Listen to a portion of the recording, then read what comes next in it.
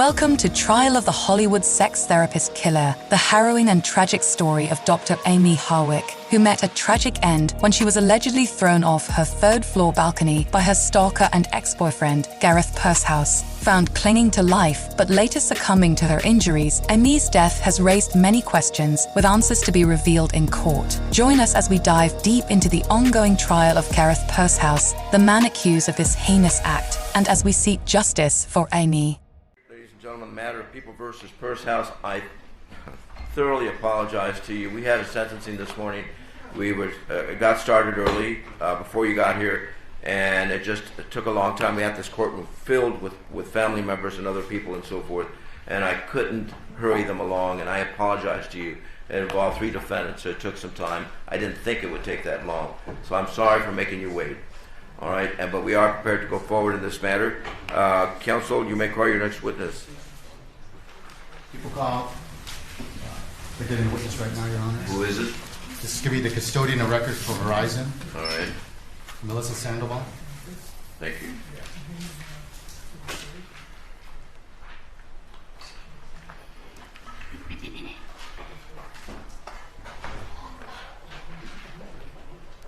All right, Ms. Sandoval, if you could approach the witness stand down here, please.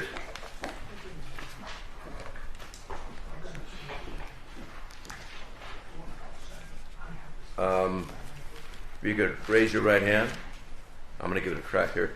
Do you solemnly swear that the testimony that you're about to give in the case now pending before this court shall be the truth, the whole truth, and nothing but the truth, so I hope you got it? I do. Okay, who needs my clerk? You know, I could do this just as easy. You can take your seat there, please. If you could state your first and last name, spelling both for the record. Thank you. Melissa Sandoval, Melissa Sandoval. Okay, Ms. Sandoval, if you could lean into the microphone because you kind of have a light voice, if you would, okay? Thank you. All right, counsel. Yes, Ms. Sandoval, please tell the jury what it is that you do for a living. Good morning. I work for Verizon Wireless. I am a senior analyst with the executive relations team. What is a senior analyst? So my duties as a senior analyst include appearing as a custodian of records. I also handle small claims litigation, arbitrations, and agency and executive disputes. And as a custodian of records for Verizon, what kind of training experience have you received to conduct the duties of a custodian of records? So we go through training with our Verizon Security Assistance team. We partner and shadow other members of that team. We also have trainings periodically throughout the year to ensure that we keep our skill set up, and then we deal with these records on a daily basis. So are you able to, like, for example, if someone were to issue a subpoena, whether it's prosecution, defense, or civil attorney, if they issue a subpoena for phone records, are you then able to retrieve the phone records from Verizon and send them those records to that individual? That's correct. Our Verizon Security Assistance team actually handles the production, and then our team handles the appearance portion of the request. And did your company receive a search warrant for records for an Amie Harwick's phone number 626-347-7623 on or about February 1st, 2021? Yes, we did. And pursuant to that search warrant, did Verizon provide records related to that phone number on or about February 4th, 2021, about 3 days later? Yes, we did. And have you reviewed those records that were provided by Verizon to the Los Angeles Police Department? I have. How recently have you reviewed those records? I reviewed them again this morning. Okay. And would you authenticate those as records that were kept in the custody of Verizon? Yes. And were they kept in the normal course of business? Yes. And how are they safeguarded, or where are they stored within Verizon? They're stored electronically. The records are pulled from our switch, and they're used primarily for billing purposes and troubleshooting. And are these records generated, for example, if someone makes a call, a record will be generated and Verizon will keep that record? Yes. And are these records reliable? Yes, they are. And did you provide the records for Amie Harwick's phone that I just indicated to LAPD? Yes, we did. And did you verify that that number 626-347-7623 that the subscriber for that number was Amie Harwick?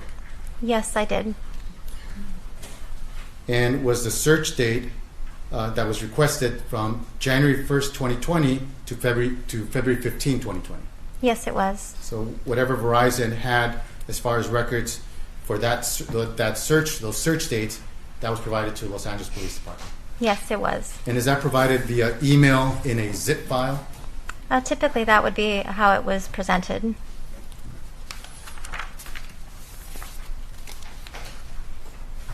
And if someone has Amie Harwick's cell phone number and they have a subpoena to subpoena these records, would you only provide them to law enforcement, or would you also provide them to civil attorneys and defense attorneys also? They would be provided to those attorneys as well, as long as they followed the proper procedure. Thank you. I have nothing further. Hi, good morning. Good morning. Do you have the records in front of you? I do not. Do you know whether the records that received showed any calls in February 2020? There were calls in 2020 that I reviewed. And was there anything in January of 2020? We did not have the January 2020 information for call records. You didn't have that? Not at the time the request was made. Those records had been purged. So whatever records of those calls in January 2020 had been purged and no longer existed? As far as the call detail records, yes, there would be calls reflected on a billing statement, but not the actual call detail records. And did the record request you received ask for the call detail records? That's correct.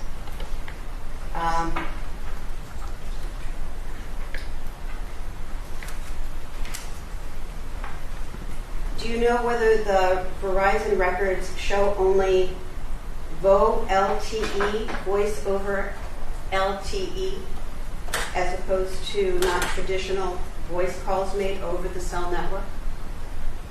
I'm not sure I understand the question. Do you mean VoLTE versus 3G records? Yes. 3G versus 4G? Yes. We have 3G and 4G record information. All right. Did those records include anything other than the VoLTE records? I believe there was a file labeled 3G. I can't recall specifically what was on that file, but the records request would have included any type of call detail records, regardless of whether they were 3G or 4G. All right. Thank you. I have nothing further. Redirect. I have nothing further. All right, you may step down. Thank you. Thank you, Your Honor. Welcome. People recall Detective Scott Masterson. All right.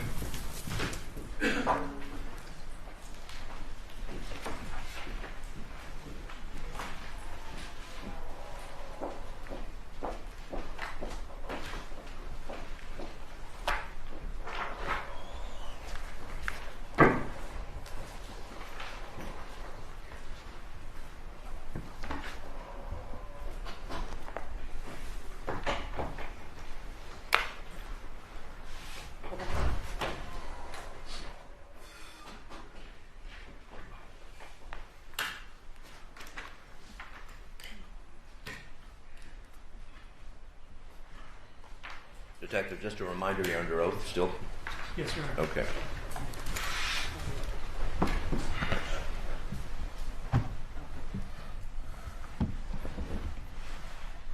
you ready? Thank you. Detective Masterson, I believe we left off, we talked about the statute with the broken arm, correct? Yes. And now I have another series of photographs, A through D. Would this be marked people's next in order? Good. 83, I believe. 83, thank you.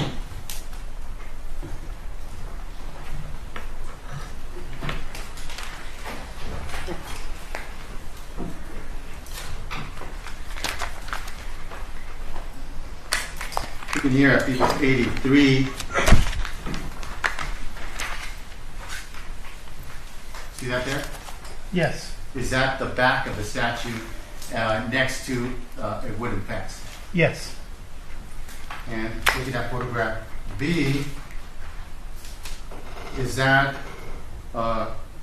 also another photograph of the back of the statue and that wooden fence? Yes. And there appears to be like a photo ID number 10 over there. Yes. is that actually on a chain link fence? Yes. Looking at photograph C, does that show photo ID number 10, the wood fence and where the chain link fence begins? Yes.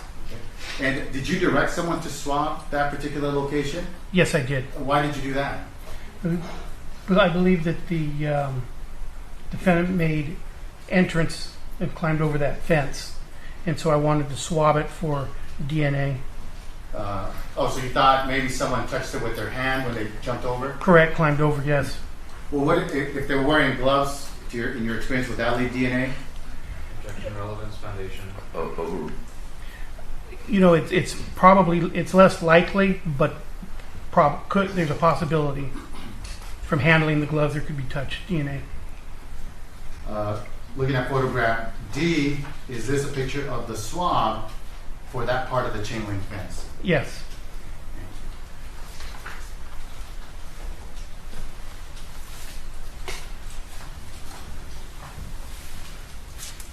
Now,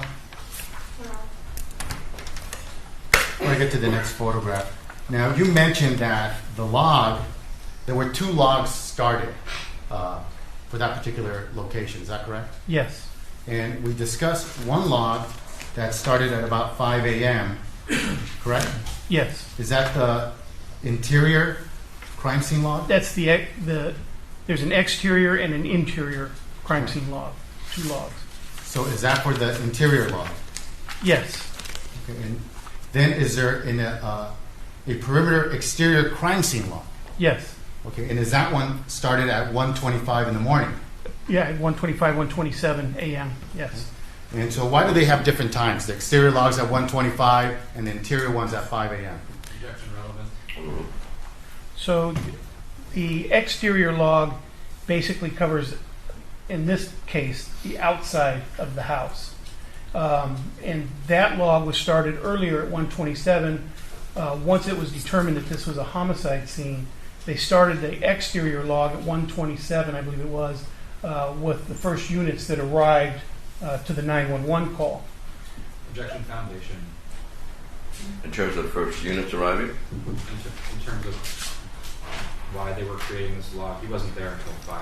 What are you? Well, get into that. Find out. Well, are you familiar with these crime scene logs? Yes, I am. How often do you use these crime scene logs? At every crime scene. Okay. Go ahead. So why are these crime scene logs created this way? Okay, and then we have what we refer to as the interior crime scene, and that's going to be even more restrictive. We're not going to just let officers go through. We want to keep it as pristine as possible. So they started an interior crime scene log at about 0500, corresponding to about the same time that I arrived. And prior to 0500, is it your understanding the officers don't know exactly what has occurred yet? Exactly. They don't know if this is going to be a homicide scene. The victim is transported, so everything's kind of in limbo for a little bit. And you said you start having photographs taken of various items that you think they may or may not be relevant to the particular case. Correct. Now, I have another series of photographs showing an iron cast pan. Just you want people's next in order. 84. 84, photograph A and B. Can you tell us what is showing on 84A? Yes, just to the right of the photo ID placard number 11, there is a black, I believe it's a cast iron skillet or pan. Let me show you a photograph B of this exhibit. Is that a close-up of that? Yes, it is. All right, and going back to A, and that has a property item number 31. Yes. And is that the item number? Was that item booked as item 31? Yes. And so this cast iron skillet pan, do you know where it was found? Yes, I do. Where was that? Objection, relevance. That's this piece of evidence. I'm sorry, relevance? That's this piece of evidence. Well, that's my point. I want to know where it was found and the reason why they photographed it. Okay, go ahead. So why was this photographed? So it was located at the next door neighbor's house. The owner of the property pointed it out to me Objection, specifically. hearsay. Overruled because he undertook some action in terms of securing that, once he pointed out to you, I take it you then took it into your possession? Yes. Okay, overruled. So what did he say to you that made you want to take that cast iron skillet into your possession? Objection, hearsay. Overruled. He said it wasn't his. He didn't know where that came from. And so then you decided based on that, you just to be safe, you'll collect it. Correct. It'd be easier to take it and not need it, and then later on find out that it played a role in the investigation, and I didn't have it.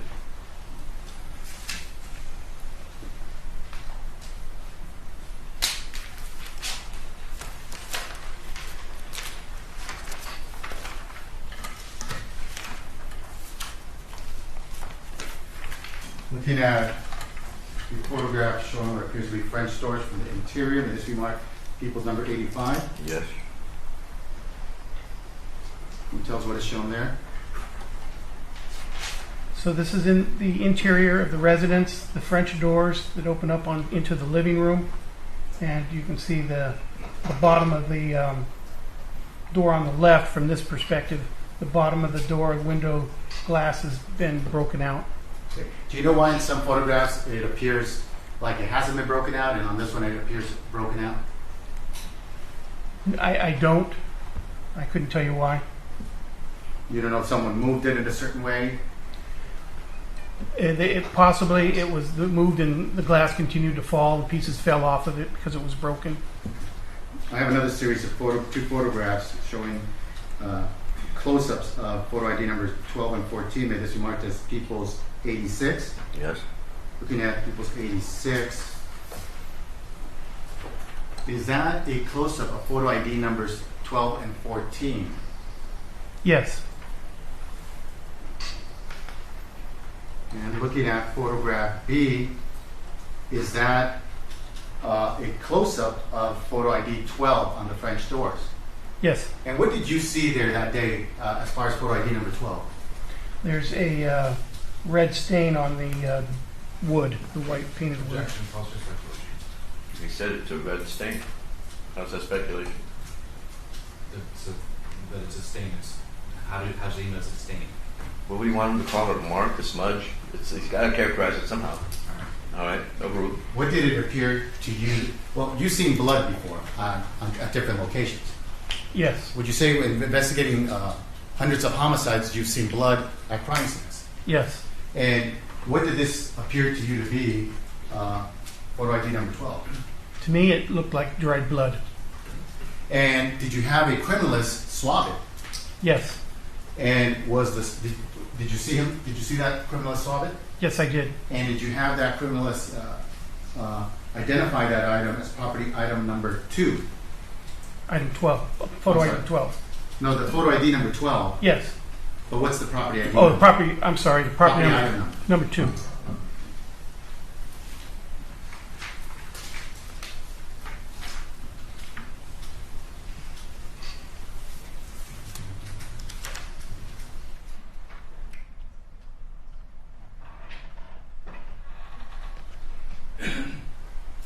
Just to go back to 86B, can you describe for the jury what you observed as far as how that what appeared to you to be a bloodstain was swabbed? How the criminalist swabbed it? Yes. They use the same type of method where they have a cotton swab, but when it's a dried stain, it will use some purified water to moisten the tip, and then rub it onto the stain, and thereby collect a portion of the stain, and then they'll package it, and it'll be booked and processed. And is that what you observed? Hold on, there's an objection. Yes. Hearsay foundation. Okay. How do you know that that's what they did, sir? I was there and I watched them do it. Okay. Overruled. Thank you.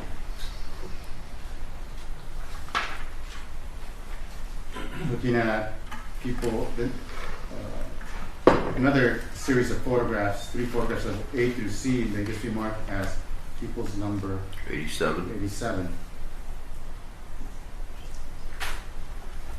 Looking here at 87, does this show the French doors and part of the living room with a placard over to the left? Yes. Let's Looking at 87B, does that show photo ID placard number 13 on the living room floor, Yes. close to the French doors? Yes. Looking at photograph C, is that a close-up of what you were trying to identify in photo ID 13? Yes, just right in front of the placard. And why did you have them take a photograph of this location? This was, again, another red stain that was on the floor that I wanted to document. And did you have criminalists swab this particular stain? Yes. And did they do it in the same way you described them doing photo ID number 12? Yes, the exact same process. And was this booked into evidence as property item number 3 for this case? Yes, it was.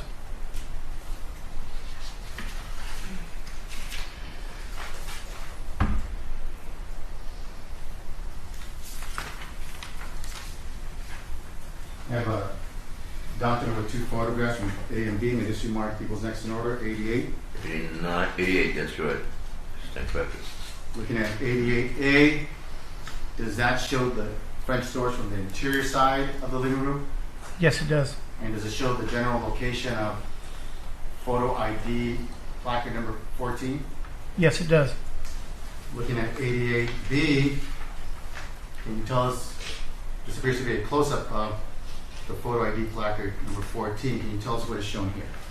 Yes, again, this is a red stain on the door just to the right of the photo ID number 14. And did you have a criminalist swab this particular stain? Yes, I did. And why did you ask them to swab this stain? Again, I believed it was possible blood. And did they swab it in the same way you described that they swabbed the stain from photo ID number 12? Yes, Same exact way? same exact way. And was this swab booked for this particular case as item number 4? Yes.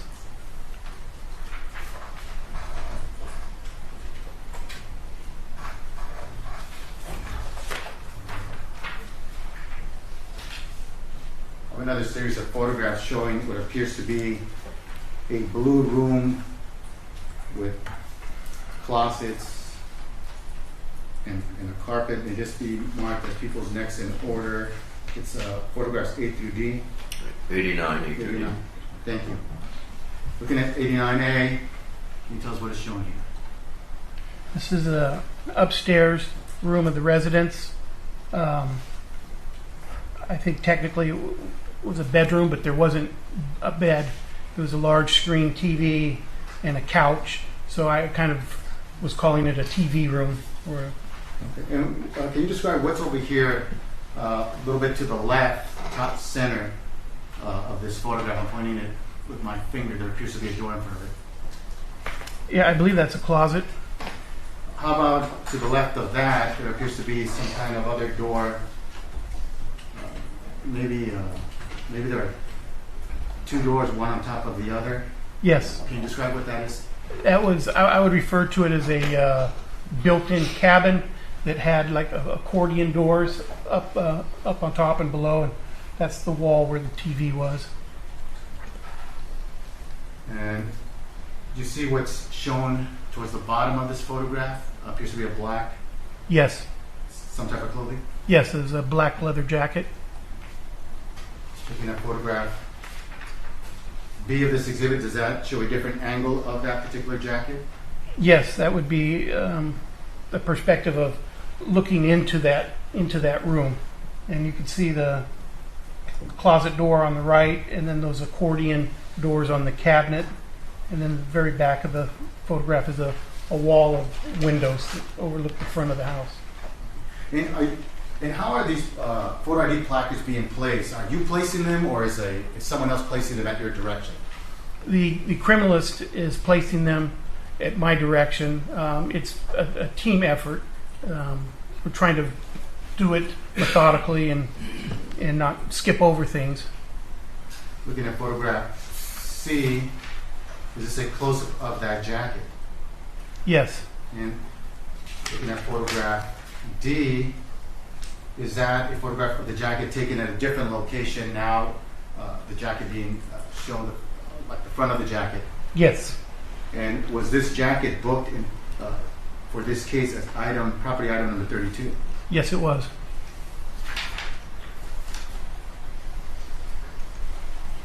In that same room, did you find some jewelry on the floor? Yes. And I have a series of, my next exhibit is a series of photographs A through D. May this be my people's next in order, number 90. Yes. Looking at 90, can you tell us what is shown there? Yes, this is a piece of jewelry that was made of beads and a cross, and it's was broken and on the floor in that blue room. Looking at photograph B, is this a photograph showing the general location of that cross with rosary within that blue room? Yes. Looking at photograph C, does this show a close-up of the cross with some of the beads that are attached to the cross? Yes, and some of the beads that are attached to the necklace, and then there's some loose beads as well. And looking at photograph D, is this a photograph taken at a different location of photo ID number 16, that cross and beads? Yes. And was this cross and beads booked into evidence as property item number 33 Yes, it was. for this particular case? Yes.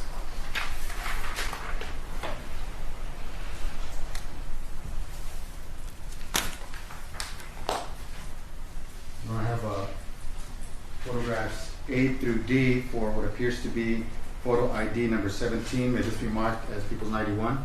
Yes. Looking at People's 91, can you tell us what is shown there?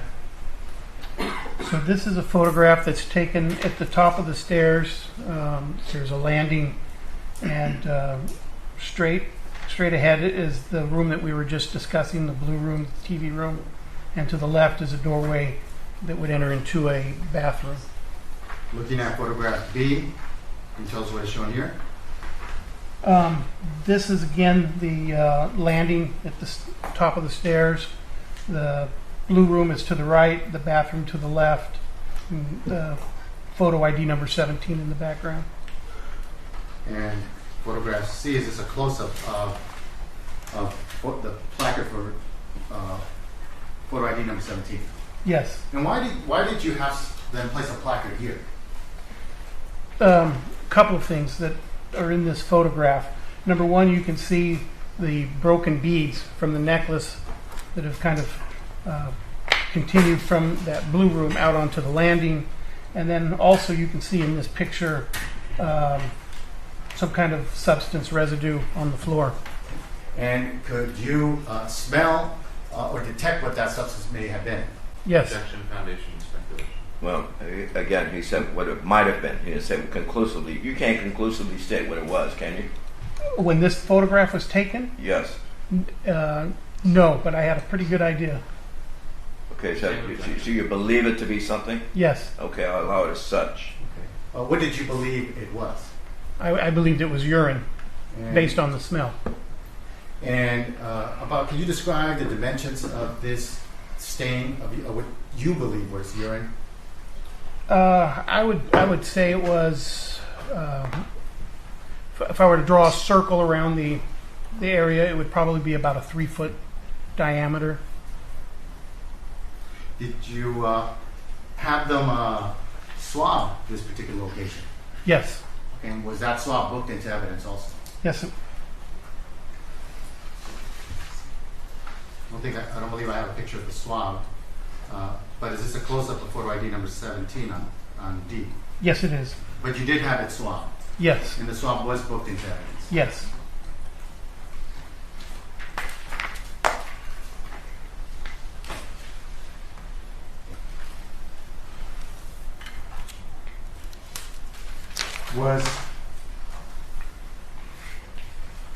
Was something found on the balcony of the bedroom on the 3rd floor? Yes.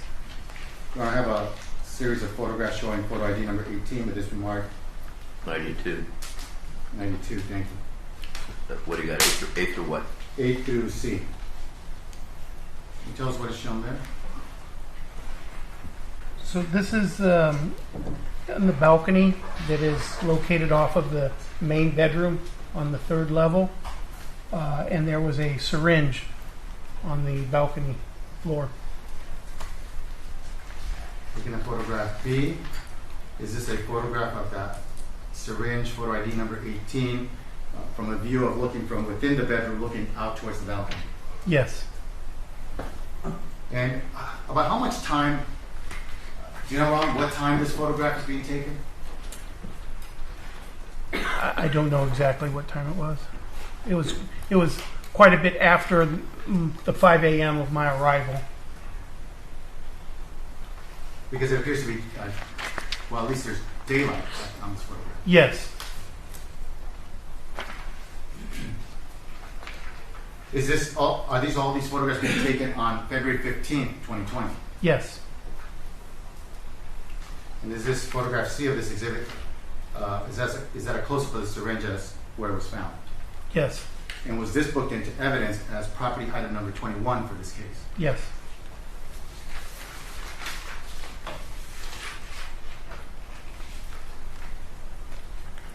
Do you have a property report with you? I do. The swab of the urine, was that booked as property item number 34 and described as a swab used to collect unknown stain hallway floor, Yeah. ID 17? Objection founded. What's the, I don't understand the foundation part. Booked. Who booked it? No, I say, was it booked? Was it booked? That's what's the As question. that, as item 34. Was it booked as 34? How do you know it was booked that way, sir? Yeah, I reviewed the property report. Okay.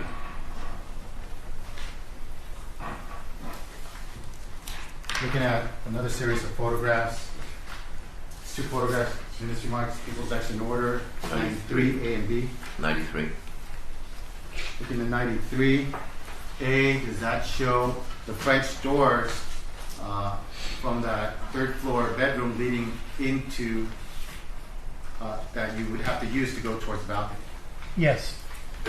And looking at photograph B, a close-up of photo ID number 19, why was the photograph of this location taken? We had located on the doorknob another red stain. Objection has to weed. Okay. Aye. You did. Okay. So you located the swab. Did you have a criminalist swab that location? Yes. And did they do that in your presence? Yes.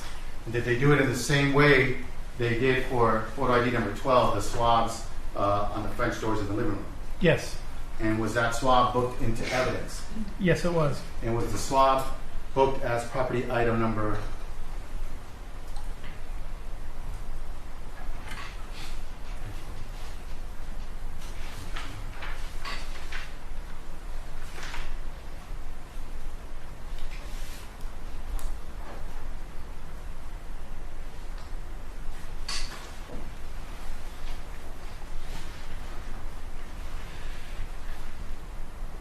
I'll come back to that in a moment.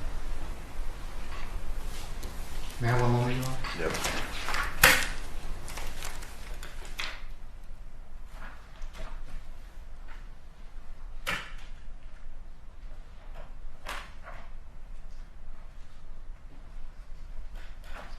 Looking at a series of photographs, 3 photographs of A through C showing what appears to be photo ID number 20.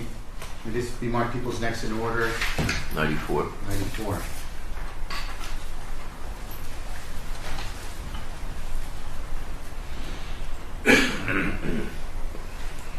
Thank you, 94. And just to go back to 93A showing photo ID number 19, was that item described as a swab used to collect red stain from doorknob of French doors located in the victim's 2nd story bedroom, identified as property item number 5? Yes. And I'm just going to write in your presence PI 5 at the very top of this photograph. Was. Okay? Now going back to 94, photograph A, can you tell us what is shown here? I would characterize this as a makeup station inside the bedroom, the main bedroom. And looking at photograph B, why was a photograph of this taken? Just to document the condition of the makeup table, and then I thought that there might have been some type of fingerprint on the glass.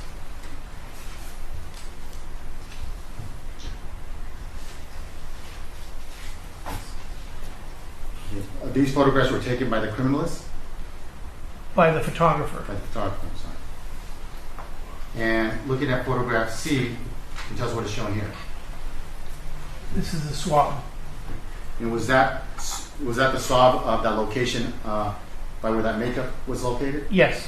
And you thought maybe there would be fingerprints there? I thought there might be some fingerprints on the glass, and so I made the decision to have that glass swabbed and then check for fingerprints. So the swab is for DNA? Correct. And then later after, so first you take a swab for the DNA, and then you have people do some other kind of testing for fingerprints? Correct. Is that what was done in this case? Yes.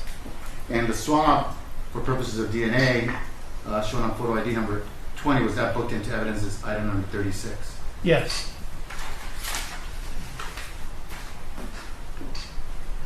And some of these locations, once again, you're having them photographed because you don't know if it's relevant or not to the case. Objection, leading. Well, I think you stated that before. Is that correct? Yes. You took a picture of everything you came across mostly because you didn't know whether it was relevant to the case or not. Correct. All right. I'll allow it. Looking at 95, I'm sorry, I have a series of two You're photographs. 96 now. That'll be 96, right? 96. 95? Is it 95? I have 94 with 3 photos. Right. Okay, so is this 95? 95. Okay. I think I was right. You're right. You're right. It's 95. 95. Looking at 95A, can you tell us what is shown here? So this is a picture from inside the main bedroom's walk-in closet. This is on drawers or cabinets and shelves area in the closet, and the as you can see, the bottom drawer is pulled open, so we didn't know if it had been disturbed. So I had it marked and photographed. Looking at photograph 95B, was a swab also taken from that location? Yes. And was that booked as property item number 37? Yes.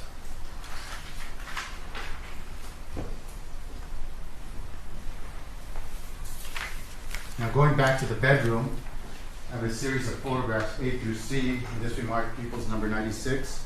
Yes. Looking at people's 96, photo ID number, it shows photo ID numbers 22 and 23. Can you tell the jury what is shown here? So this is the main bedroom of the house. This would be on the right side toward the foot of the bed. I saw on the floor and on this rug some stains, and so I had those areas numbered and photographed.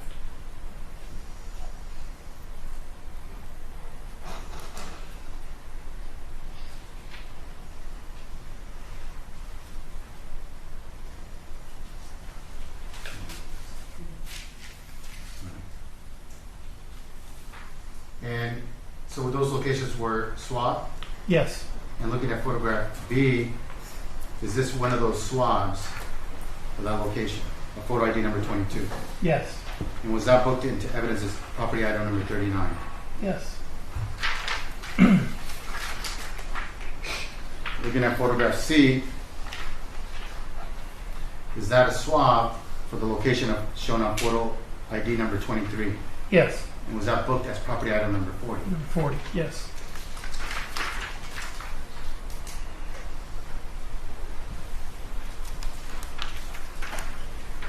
I have a photograph showing the bed, and this remarked as people's 97. Yes.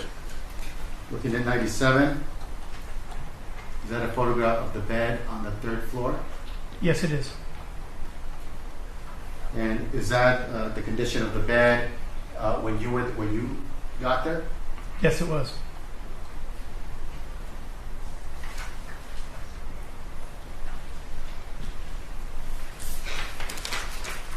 I have a series of 2 photographs showing a purse on the floor, and this remark equals 98. Yes. And at 98, photograph A, does that show an individual? It appears that they're wearing gloves and looking into a black purse. Yes. And is this happening in the bedroom? Yes, it is. That's the bedroom with the bed that we just saw. The main bedroom, yes. And looking at photograph B, can you tell us what is shown here? So the detective that was in the previous photograph has removed some of the contents of the purse and has laid it out for photograph. And there appears to be a notebook, gloves, and some other items. Were all the contents of that purse booked into evidence? Yes, I believe so. Looking at a photograph of a bathroom with this remark people's number 99. Yes. Tell us what's shown here. This is the upstairs bathroom. And is this the condition it was in? When I was there, yes, that's the way it looked. Now, a few days later, about 3 days later, on February 18th, 2020, did you and other detectives go back there to take certain measurements of that balcony? Yes. Looking here at a series of photographs, 2 photographs showing what appears to be the railing to a balcony with this remark, people's 100 A and B. Yes.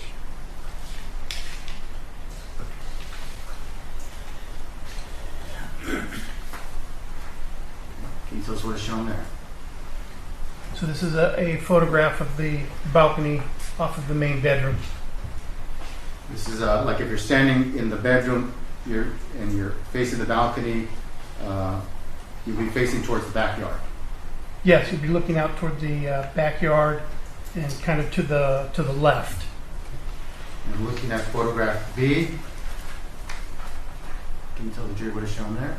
This is another picture taken of the balcony upstairs off of the main bedroom and looking out, and that's kind of the view of the back of the house.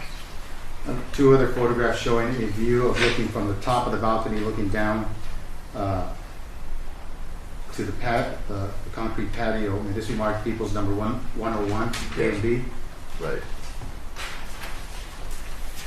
Looking at 101A, you tell the jury what is shown here. Yes, so this is a photograph taken from the balcony and, looking straight down off the balcony down to the ground. Looking at photograph B. It's the same type of photograph, but it's kind of turned to the left a little bit. You can see the corner of the balcony. I have another 2 photographs showing the main, showing the balcony. May this remark people's number 102, A and B. Yes.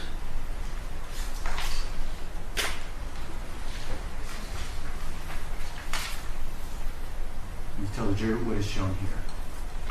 So this is again the upstairs main bedroom balcony, and this time it's looking to the right, so you can see the neighbor's roof line in the background, and then there's a tape measure that's laid on the balcony floor that basically runs from the metal railing to the doorway.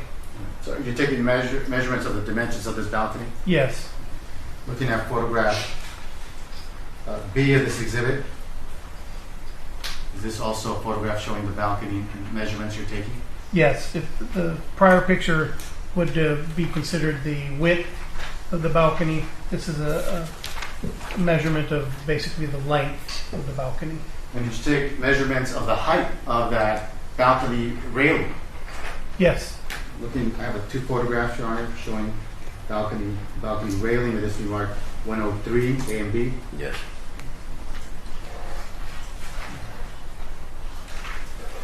All right, looking at 103,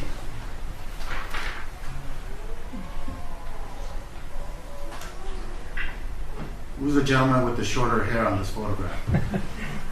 That would be me. Pre-retirement. And so did you measure the height of that balcony railing? Yes. And is that what you're doing here on photograph 103A? Yes. And looking at photograph B,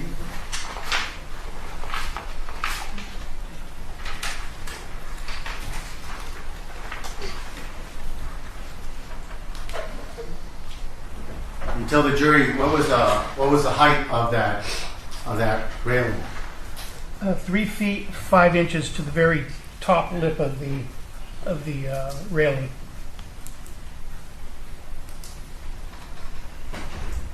So it was over 3 feet. Yes.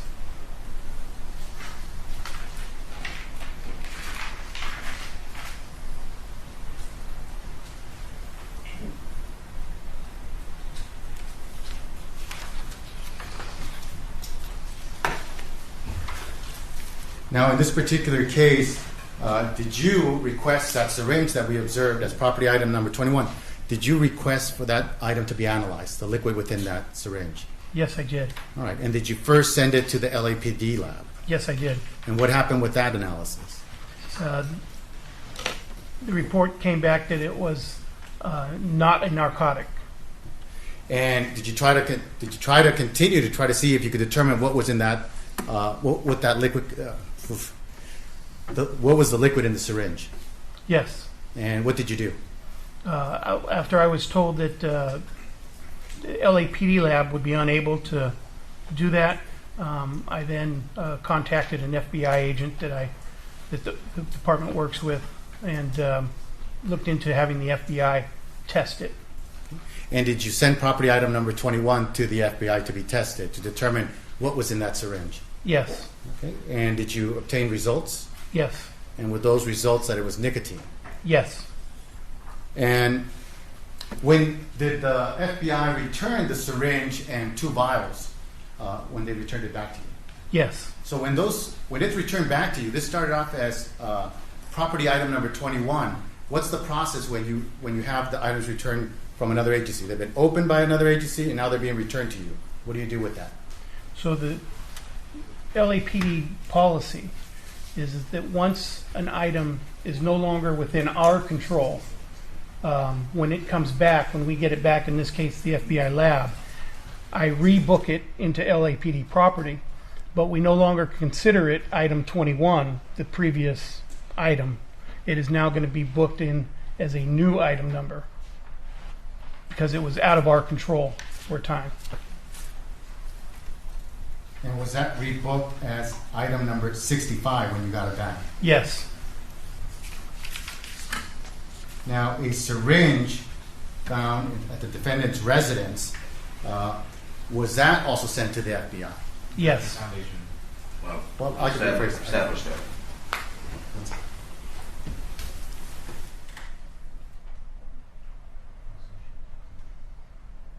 May we approach your eye? Yes. More of the trial of the Hollywood sex therapist killer is on the way. Press subscribe now so you don't miss a moment of this riveting courtroom drama as we seek justice for Dr. Amie Harwick.